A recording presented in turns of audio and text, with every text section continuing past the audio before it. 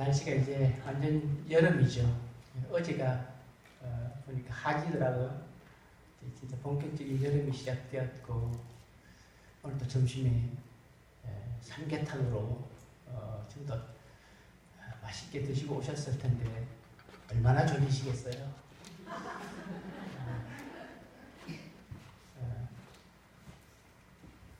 여러분들이 졸립든지 제가 여러분들을 졸게 하든지 하여튼 여러분들이 뭐 은혜 받는 대로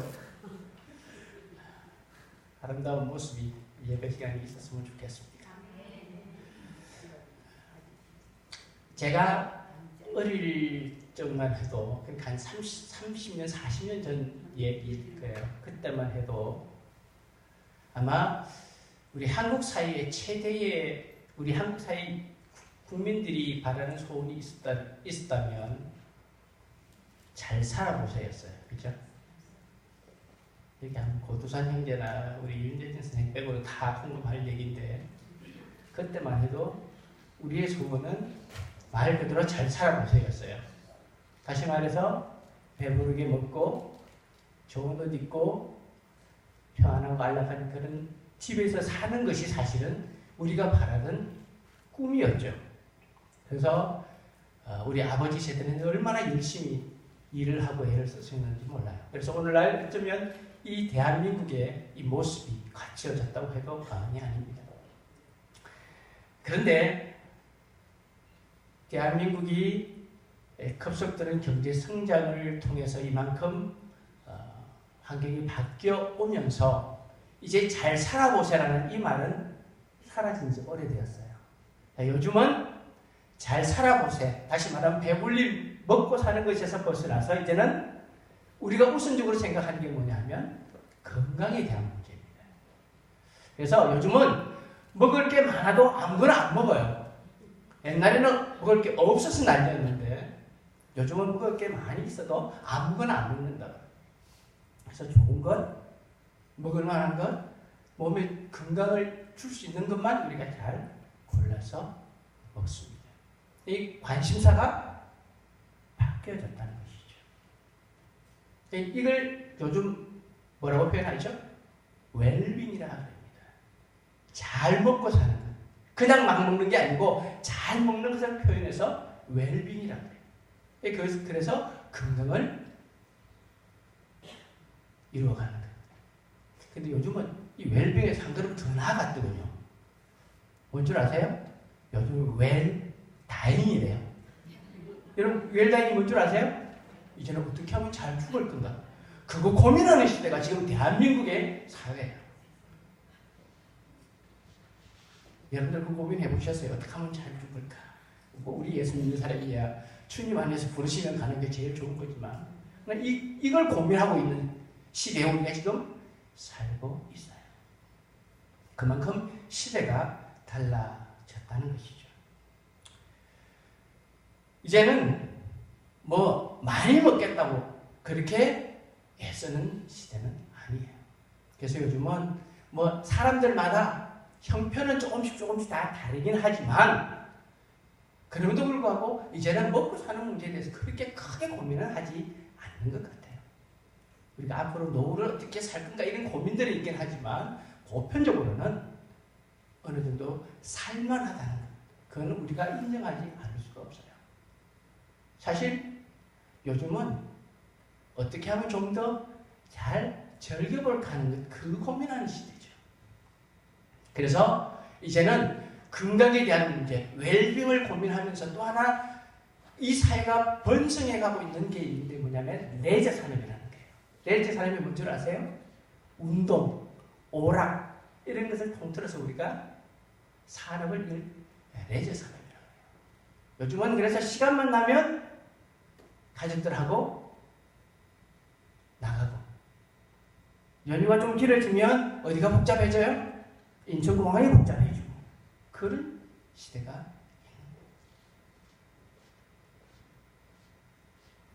그렇게 해서 이제는 건강하게 힐링하면서 그렇게 인생을 살아보자. 이게 지금 우리 대한민국의 보편적인 모습이라는 겁니다. 아마도 이렇게 먹고 사는데 걱정 없고 건강하게 사는 것, 이걸 우리 인생의 행복이라고 생각하기 때문에 아닌가 그런 생각을 해봅니다. 자, 그런데 오늘 우리가 읽은 성경 본문에 보면 건강하지도 못하고 부요함하고는 거리가 아주 먼, 어찌 보면 불행하다고까지 해야 할 한 사람이 등장을 합니다. 그 사람의 이름은 바디메오라는 사람입니다. 이 바디메오는 시력을 잃어버렸을 뿐만 아니라 경제력도 없는, 한마디로 그냥 불쌍한 사람이라고 오늘 성경은 묘사를 하고 있는 겁니다. 세상의 가치 기준으로 볼 때는 말 그대로 불행하기 그지없는 사람입니다. 여러분들이 시력도 잃고 가진 것도 아무것도 없다면 어떡할까요? 아마 인생줄 놓고 싶은 분들도 꽤 있을걸요. 그런 삶의 자리에 있는 사람이 바디메오였습니다. 그런데 오늘 우리가 이 말씀을 조금만 깊이 있게 읽고 관찰해 보면 바디메오를 결코 불행한 사람이라고 우리가 결론 지을 수 없다는 것입니다. 왜냐하면 이 바디메오는 예수님을 만남으로 말미암아서 눈을 뜨는 기적을 체험하는 뿐만 아니라 구원에 이르는 하나님의 은혜를 경험한 사람이기 때문입니다. 오늘 우리는 이 본문의 말씀을 통해서 이 맹인 바디메오가 어떻게 자신의 이 불행을 극복하고 이런 놀라운 기적과 구원의 은혜를 경험하는 복의 주인공이 될 수 있는가를 우리가 한번 생각해 보려는 겁니다. 이 맹인 바디메오가 이런 기적을 체험하고 놀라운 구원의 은혜를 경험하게 된 것에는 여러분 성경을 자세히 보셔야 돼요. 바로 이 바디메오 속에는 메시아를 기대하는 신앙이 그 속에 있었다는 겁니다. 성경에 보면 예수님을 만났던 수많은 사람들이 기록이 되어 있습니다. 그런데 예수님을 만났던 그 수많은 사람들이 다 예수님을 만나고 변화가 되었습니까? 아닙니다. 결코 아닙니다. 예수님을 만나서 변화가 된 사람이 생각보다 많지 않아요. 복음서에는 예수님을 만난 사람들이 무수히 많이 언급이 되어 있지만 결코 그들이 다 변화되지 않았다는 사실입니다. 주님을 만나고도 여전히 그들은 죄 가운데 살고 있다는 것이죠. 반면 예수님을 만나자마자 그의 운명과 삶의 근본이 뒤바뀌어진 사람들도 있어요. 그 대표적인 사람이 바로 삭개오 같은 사람이에요. 공감하시죠? 근데 참 공교롭게도 삭개오도 그렇고 이 바디메오도 그렇고 어디 사람이에요? 다 여리고 사람이에요. 희한합니다.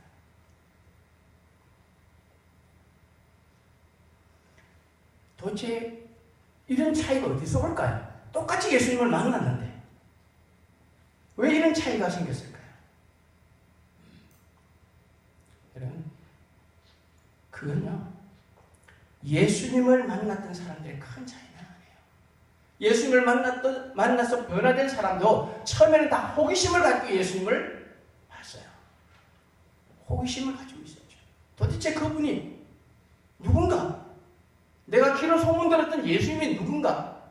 그러나 그 호기심 속에 그들의 마음속에는 뭐가 있었냐면 메시아에 대한 기대감들이, 우리가 쉽게 말해서 믿음이라는 게 자기하고 있었다는 겁니다. 그러나 단순한 호기심으로 주님을 쫓아갔던 수많은 군중들은 예수님을 보고도 주님의 이적을 눈으로 보고 경험하고도 그들은 변화된 자리에 서지 못했습니다.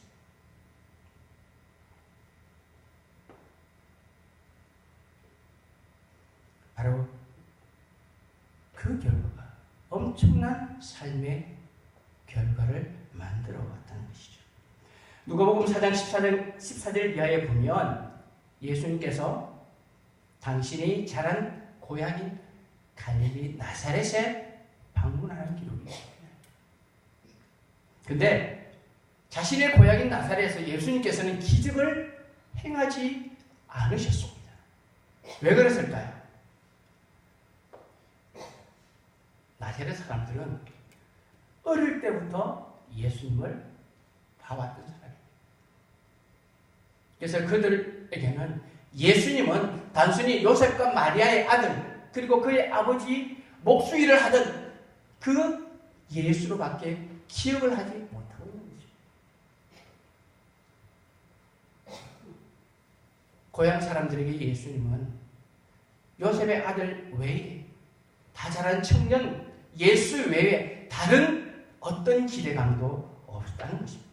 다시 말하면 예수님에 대한 편견과 고정관념이 예수님께서 자신의 고향에서 어떤 이적을 행하지도 못하게 한 것이라는 겁니다.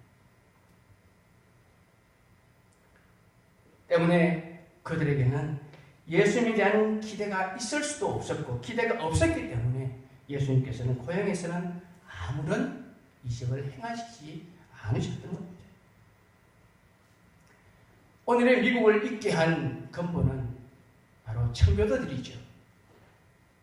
영국에서 오직 신앙의 자유를 찾아서 대서양을 건너서 신대륙으로 갔던 그 청교도들을 통해서 오늘의 미국이 있게 됐습니다. 처음 그 청교도들은 신대륙에 정착을 하면서 토요일이 되면 설레이는 마음으로 주일을 기다렸다고 합니다. 왜냐하면 하나님의 착한 백성들이 함께 모여서 예배 드리는 것이 그들의 삶의 최고의 환희였고 기쁨이었기 때문입니다. 그것 때문에 생명을 걸고 대서양을 건너서 신대륙까지 왔기 때문입니다. 그들은 주님의 날을 기다리고 준비했다가 주일의 아침이 되면 자녀들을 데리고 함께 예배당에 나와서 하나님을 예배하는 것, 그것을 자신들의 삶의 최고의 기쁨으로 알았던 것이죠. 그것이 오늘날 바로 이 지구촌에 미국이라는 나라를 있게 만든 근본이라는 사실을 우리는 잘 알고 있습니다. 사랑하는 성도님들, 저나 여러분들, 지금 우리들, 예수 믿는 우리들, 예배를 통해서 진정한 하나님의 은혜를 경험하고 주님을 만나고 계십니까? 여러분들은 예배 자리에 왜 나와 있습니까? 어떤 마음으로 나와 계십니까? 나는 오늘 예배를 통해서 하나님께서 주시는 어떤 것을 기대하는 것입니까? 오늘 하나님께서 내게 뭘 주실까? 그런 생각으로 여러분들 이 자리에 나오십니까?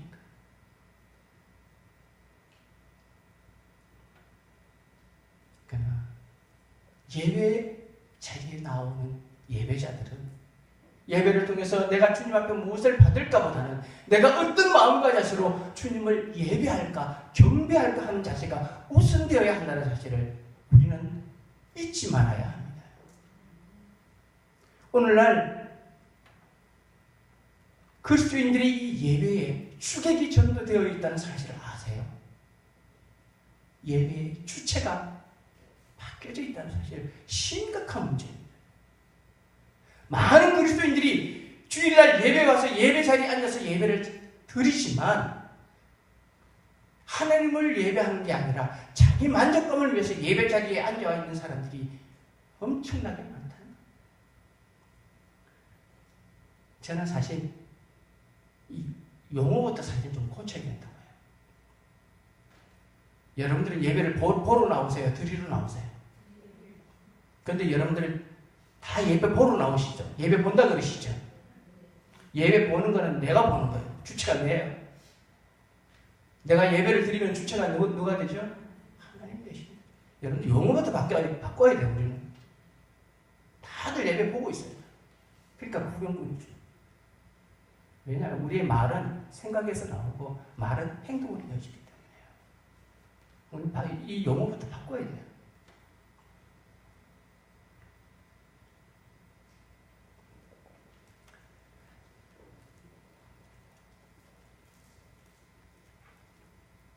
오늘 우리가 예배를 통해서 정말 주님을 만날 수 있는 비결은 내가 어떤 마음가짐으로 주님을 예배하며 경배하며 주님을 바라볼 것인가. 여러분 그 마음 그 자세로 예배의 자리에 나오셔야 됩니다. 그게 우리가 하나님의 은혜를 경험하는 최선의 길이에요. 오늘 이 바디메오는 비록 앞을 보지 못하는 맹인이었지만 사람들의 말을 통해서 예수님에 대한 정보를 나름대로 많이 수집을 하고 있었던 것 같아요. 보지 못하니까 귀로 들었겠죠. 많은 사람들이 보고 가며 하는 얘기들. 그게 나름대로 이제 정보를 가지고 있는 거죠. 아마도 그래서인지 모르겠지만 예수님에 대한 특별한 기대를 가지고 있는 것 같아요. 근데 때마침 예수님께서 여리고로 들어오셔서 이제 여리고성을 나가시려는 그런 찰나에 그 길을 지나가고 계신 거예요. 오늘 47절의 말씀에 보면 나사렛 예수시라는 말을 듣고 소리질러 이르되 다윗의 자손 예수여 나를 불쌍히 여기소서.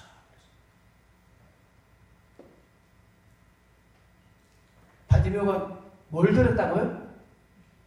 뭘 들었다고요? 나사렛 예수가 오셔서 지금 지나가고 계신다는 얘기를 들었어요. 그러자 바디메오는 다윗의 자손 예수여 나를 불쌍히 여기소서라고 소리를 지르는 거예요.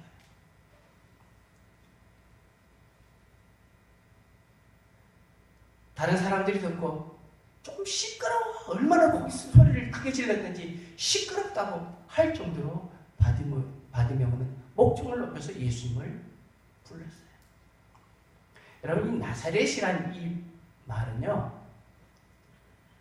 이스라엘의 동네들 중에서도 아주 변두리, 하찮은 그런 지역입니다. 갈릴리라는 지역은 이스라엘 중에서도 저 북쪽 끝 지역이 있고 나사렛이라는 동네는 갈릴리 지역에서 외곽 지역이에요. 그래서 이 유대 사람들이 예수님을 부를 때 나사렛 예수 이렇게 불러요. 근데 왜냐하면 예수라는 이름도 흔했었죠. 히브리 이름으로는 여호수아, 호세아, 예수아 다 같은 그런 의미의 이름이긴 한데요. 예수라는 말은 헬라어식 이름이죠. 그래서 구분해서 부르기 위해서 그렇기도 하겠지만 또 나사렛이라는 동네 출신이라는 의미도 있는 거죠. 그래서 나사렛 지역 사람 출신 이러면 유대인들은 아주 하찮게 여기는 그런 부류들이에요. 요한복음 1장 46절에 보면 예수님의 제자였던 나다나엘이 그런 얘기를 하죠. 나사렛에서 무슨 선한 것이 나오겠냐. 그렇게 이야기할 정도로 나사렛이라는 동네는 업신여김을 받던 그런 동네였던 것입니다. 그래서 나사렛 사람이라는 이 별칭은 다분히 조롱하는 그런 의미가 담겨있는 말이기도 합니다. 그런데 이 맹인 바디메오는 예수님을 나사렛 예수라고 부르지 않아요. 많은 사람들이 나사렛 예수가 지나간다고 얘기하는데 나사렛 예수라는 얘기를 들은 바디메오는 뭐라고 부르죠? 다윗의 자손 예수님. 그렇게 소리를 지르고 있어요. 여러분 다윗의 자손이 무슨 용어죠? 메시아 고침입니다. 메시아 고침. 예로부터 메시아가 다윗의 후손에서 올 것이라는 그 예언이 있죠. 바디메오는 지금 예수님을 향해서 나사렛 예수시여 그렇게 부르지 않아요. 다윗의 자손 예수여라고 부르고 있어요. 지금 바디메오에게는 예수님이 평범한 인간이나 그런 어떤 위대한 랍비 정도가 아니에요. 지금 그에게 예수님은 자신의 운명과 문제를 해결해 줄 유일한 구세주예요. 그런 의미에서 지금 예수님을 부르고 있는 거예요. 비록 자신은 가난하고 눈먼 불쌍한 존재지만 바디메오는 일반 군중들이 예수님을 어떻게 생각하느냐 하는 그런 평범한 그런 정보에 의지한 것이 아니라 바로 성경에 예언되어 있는 바로 그 계시에 따라서 예수님을 생각하고 바라보고 있었다는 것이에요.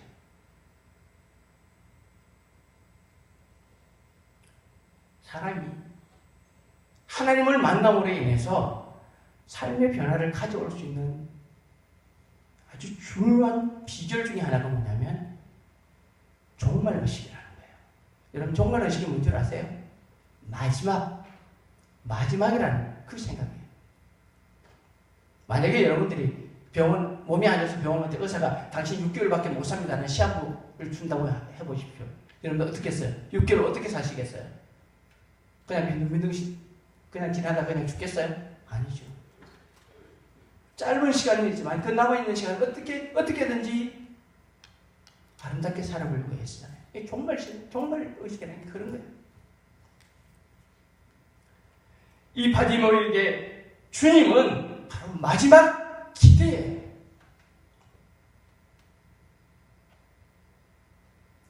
바디메오가 이렇게 간절한 가정은 그의 삶이 힘들고 어렵고 그래서 주님을 더 찾을 수밖에 없는 것 때문이기도 하겠지만 다른 사람보다도 그런 여러 모습들이 이 바디메오에 더 절실했기 때문에 그래요.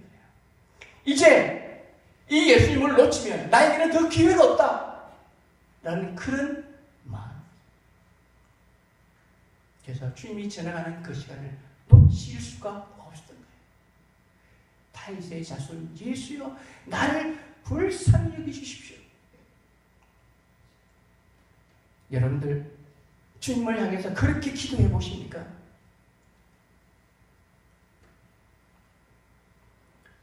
나는 건강하기 때문에 예수 필요 없다. 여러분, 그럼 그 건강이 오히려 그 사람에게는 불행입니다. 나는 가진 것도 많아. 나는 많이 배워서 다른 사람보다 더 똑똑해. 그렇다면 그 사람의 가진 것과 그 지식 때문에 그 사람은 예수님을 만날 수 있는 기회가 더 멀어져요. 불행인 거지. 그러나 내게 주어진 그런 불행한 조건 때문에 나는 누구보다도 예수님이 필요하다고 생각해서 주님을 바라보고 부르짖고 기도한다는 그 사람은 복 있는 사람이 될 수 있다. 그래서 예수님께서 마음이 가난한 자가 복이 있고 애통하는 자가 복이 있다고 말씀하셨는지도 모르겠어요.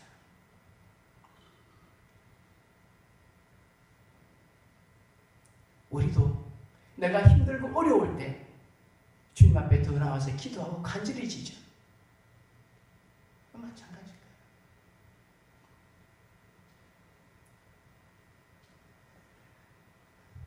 브라질의 유명한 도시 리우데자네이루에 가보면 그리스도의 상이라는 아주 큰 예수상이 있어요. 저도 브라질 가본 적은 없는데 가끔씩 영화라든지 사진 같은 거 보면 저도 그걸 여러분들 보신 적 있으시죠? 아주 리우데자네이루의 펠레 축구장에 보이는 도시 한복판에 아주 큰 산이 있어요. 그리고 그 산에 그리스도의 상이라는 거대한 예수상이 서 있어요.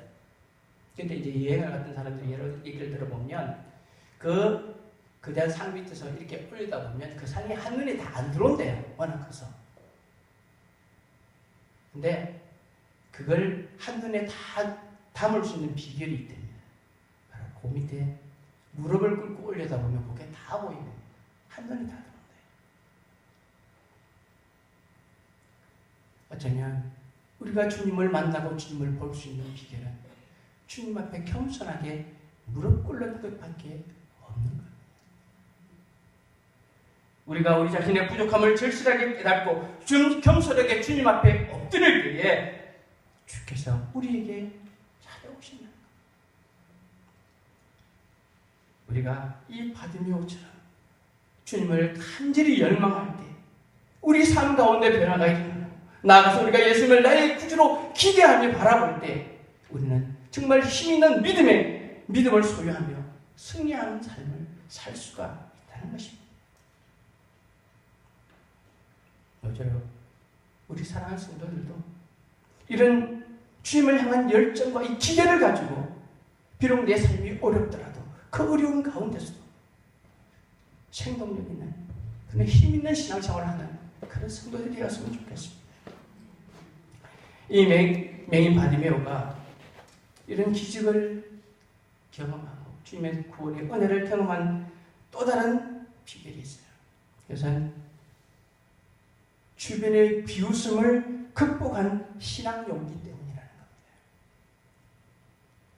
오늘 말씀에 보면 바디메오가 자유의 자손 예수여 나를 불쌍히 여겨 주십시오라고 소리칠 때에 예수님을 뒤를 따르던 많은 사람들이 어떤 반응을 보였죠? 어떤 반응을 보였습니까? 시끄러워 시끄러워 그 얘기예요. 바디메오가 소리 지르자 그래 예수님 여기 있다 이런 아무것도 안 보이지 예수님께서 인도해 준 게 아니라 뭐야? 시끄럽다고 소리 그만 질러라고 막 야단친 거예요 지금. 만약에 바디메오가 주변 사람들이 막 그렇게 야단쳤을 때 아니 우리말로 음액이 죽어 그러고 아무 말도 안 했으면 그의 삶은 그냥 그대로였을 거예요.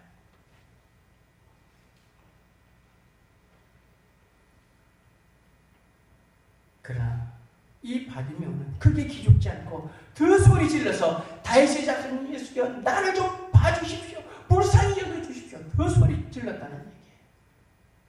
여러분 우리가 예수 믿고 신앙생활할 때 주변의 사람들이 그래 당신 예수 잘 믿었어. 열심히 믿어.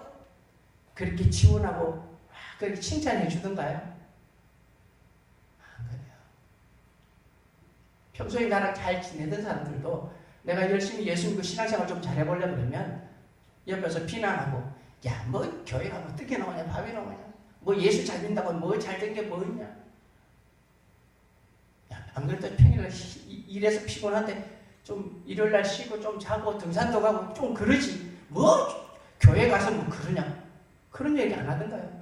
근데 멀리 있는 사람들이 아니고 꼭 가까이 있는 사람들이 그래요.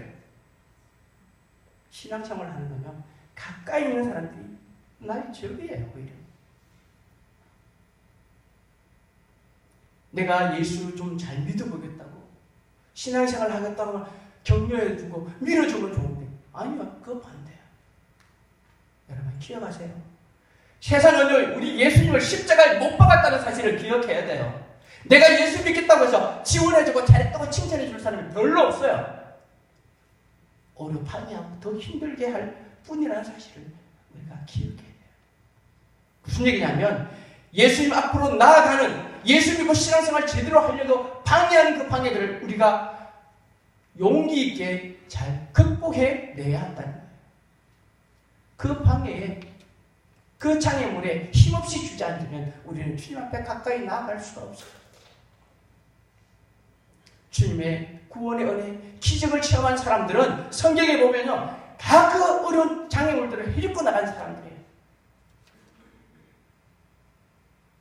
열두에 동안 혈루증을 앓았던 여인도 그 수많은 군중을 헤집고 들어가서 예수님의 옷자락을 만졌던 거예요. 우리가 예수님의 은혜를 구하려고 할 때 우리 앞을 가로막는 수많은 장애물들이 있다는 사실을 여러분들 기억해야 돼요. 예수 믿고 나면 나는 잘 살고 건강하고 우리 가정이 행복하고 우리가 소망하는 것, 내가 꿈꾸는 것 그렇게 이루어지지 않아요.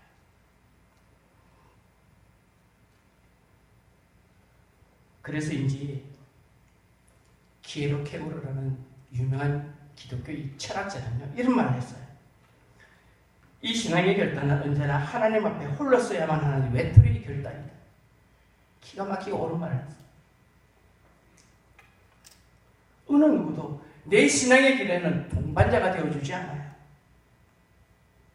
주님만을 향한 신앙의 결단은 언제나 고독한 결단이라는 사실을 우리가 기억해줘야 돼요. 기억하셔야 돼요. 주님 앞에서는 그 신앙의 결단은 오로지 나 혼자만이 할 수 있는 외로움의 결단이에요.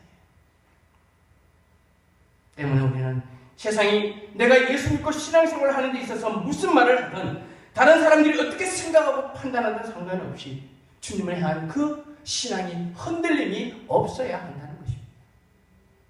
그것이 우리가 주님의 은혜를 경험할 수 있는 비결입니다. 이 바디모를 잘 보십시오. 주변 사람들이 뭐라고 하든 개의치 않고 그냥 예수님을 부릅니다. 야단치자 전보다 더 크게 소리 지릅니다. 만약 주변 사람들이 말렸을 때 잠잠했다면 그 인생은 변화된 게 아무것도 없을 겁니다. 이게 바로 신앙의 용기예요. 이 용기를 가지고 세상의 비난을 극복해내야만 우리가 주님을 향한 올바른 믿음의 길을 갈 수가 있는 거예요. 요즘 세상 사람들이 교회를 향해서 얼마나 비난하나요? 손가락질하나요? 교회가 뭐 저러냐고. 근데 사실 알고 보면 그들은 겉만 보고 하는 거예요. 사실 교회와 예수 믿는 사람들이 주를 위해서 선한 일을 하는 게 얼마나 많아요. 그건 안 보이는 거죠. 근데 우리는 그 비난의 소리에 자꾸 움츠려들어요.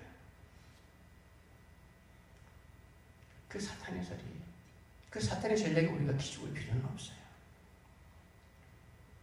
우리가 신앙생활 하다 보면 우리 앞을 가로막는 수많은 장애물, 어려움 반드시 있습니다.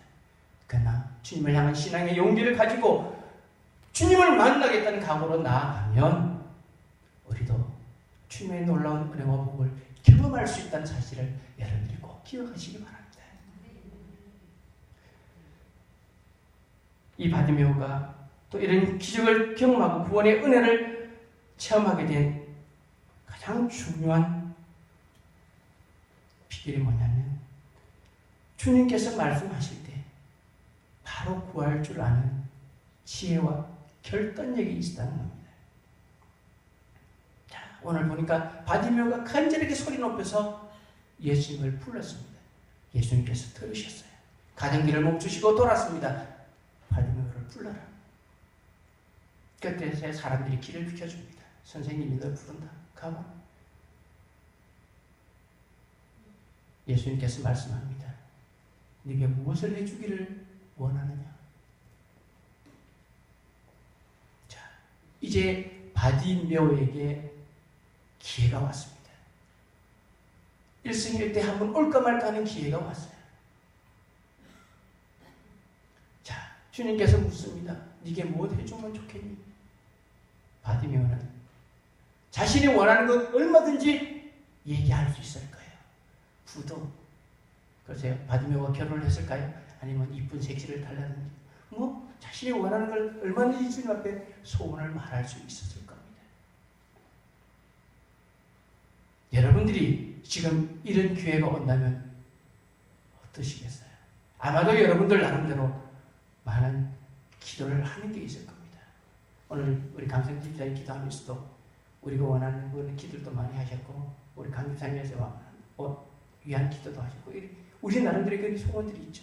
또 여러분들 개개인의 소원들이 있을 거예요. 그래서 여러분들 기도하실 때마다 기도하실 거예요. 근데 주님이 찾아오셔서 우리 기도를 들으시고 내가 네게 무엇 해줄까? 흔히 요즘 말로 소원을 말해봐. 그러면 여러분들 뭐라고 대답하실래요? 근데 그 얘기 들으면 내가 지금까지 기도했던 그걸 싹 사라지고 엉뚱한 것만 조금 떠올라. 여러분들 뭘 주님 앞에 얘기하시겠어요? 곰곰이 한번 생각해 보세요. 그런데 주님이 그렇게 말씀하실 때 바디메오는 자신이 원하는 것 뭐든지 될 수 있었지만 바디메오는 인간이 힘으로 할 수 없는 것 그리고 그에게 있어서 가장 절실한 것을 주님 앞에 바로 아뢰었다는 겁니다. 선생님, 내가 보기를 원합니다. 그 어떤 것 다 있지만 그거 다 필요 없어요. 선생님, 저 보기 원합니다.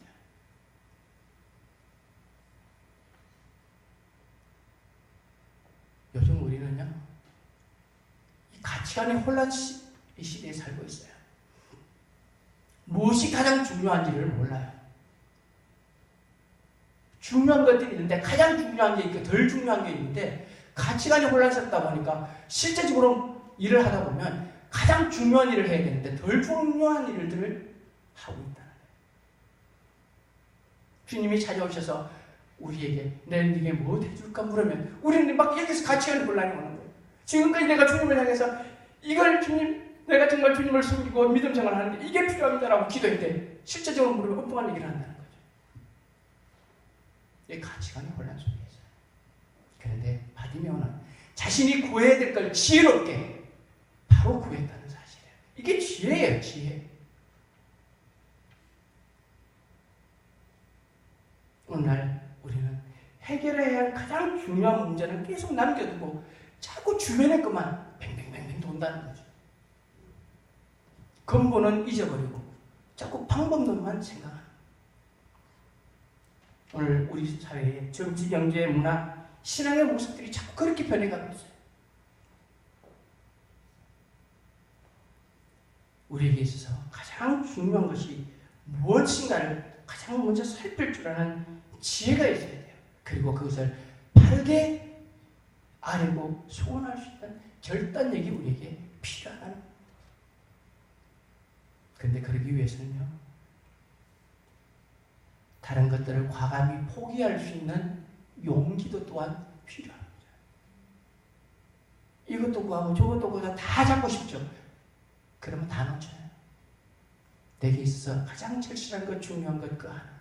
그거 잡으면 다른 것 주어져요. 솔로몬을 기도할 때 주님이 하나님이 나타나셔서 내게 뭐 해줄까? 솔로몬이 뭐 구했죠? 하나님의 백성들을 다스릴 수 있는 지혜를 내게 주십시오. 그럴 때 하나님께 부와 명예와 장수까지 다 하라는 그래.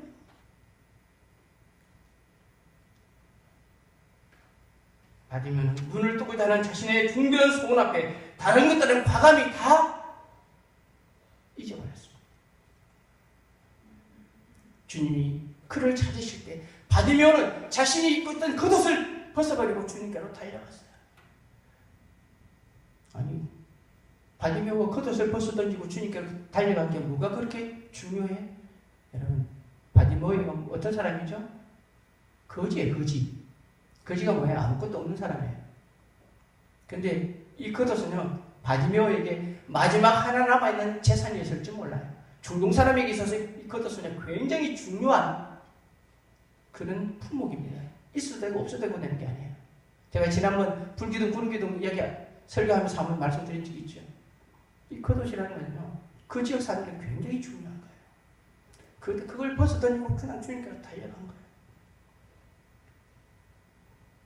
그는 자신이 가지고 있는 마지막 다 하나를 버려더라도 주님께서 주시는 것, 그것 더 소중한 것, 그것 선택하겠다는 결단이 있는 거예요. 신앙이라는 이 결단이 필요한 거예요. 바디메오는 자신이 구해야 할 것을 구했습니다. 그리고 가장 중요한 것을 구할 줄 아는 지혜가 있었습니다. 결국 그는 눈을 뜨게 되는 기적을 경험하게 되고 자신의 소원을 이루게 됩니다. 근데 오늘 우리가 하나 더 기억해야 할 중요한 일이 있어요. 그건 바로 바디메오가 눈을 뜨고 난 뒤에 그가 한 행동이에요. 52절 마지막 절에 보면 예수님께서 말씀하시죠. 가라, 내 믿음이 너를 구원하였느니라. 이제 바디메오는 눈을 뜬 것에서 소원을 넘어서서 하나님의 구원의 은혜를 경험하고 주님의 자녀가 되었어요. 그리고 바디메오가 어떻게 했죠? 그가 곧 보게 되어 뭐 했다고요? 예수를 길에서 따르니라. 우리는 주님의 은혜를 경험하면 감사합니다라고 돌아서는 내 길로 가는 거예요.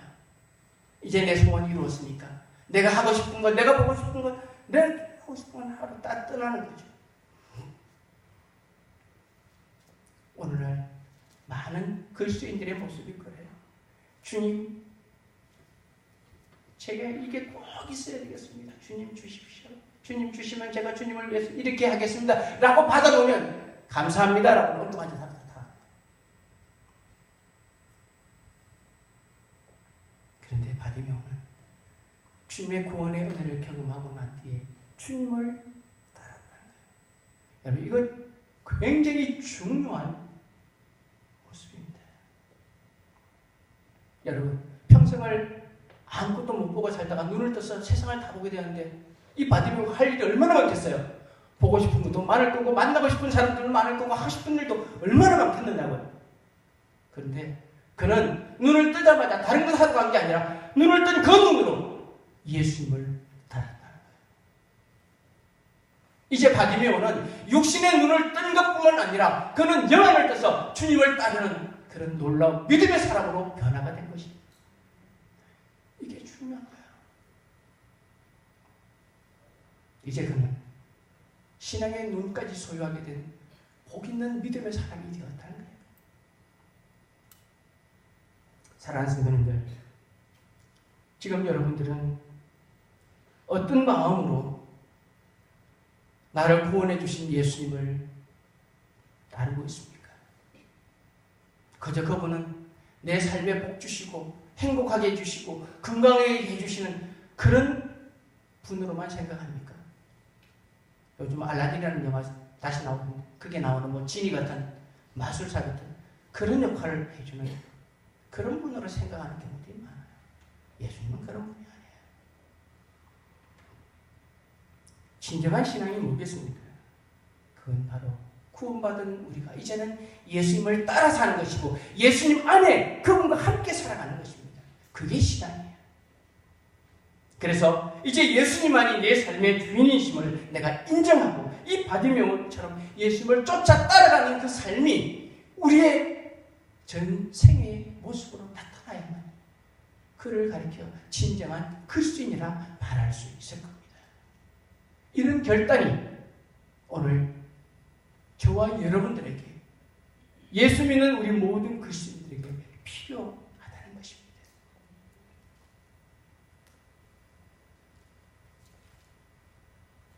주님이 찾아오셔서 내가 네게 무엇을 해줄까? 그리고 그 소원을 이뤘을 때 여러분들 이 바디메오처럼 육신의 눈만 뜨고 사라지는 것이 아니라 더 나아가 믿음의 눈을 뜨고 주님을 향한 뜨거운 사랑을 가지고 주님을 섬기며 주님의 그 사랑을 가지고 세상을 섬기며 주님을 따라갈 수 있는 그런 귀한 하나님의 백성들, 우리 신금옥의 성들 되시기를 예수님의 이름으로 축복합니다. 기도하십시다. 하나님 아버지, 은혜를 감사합니다.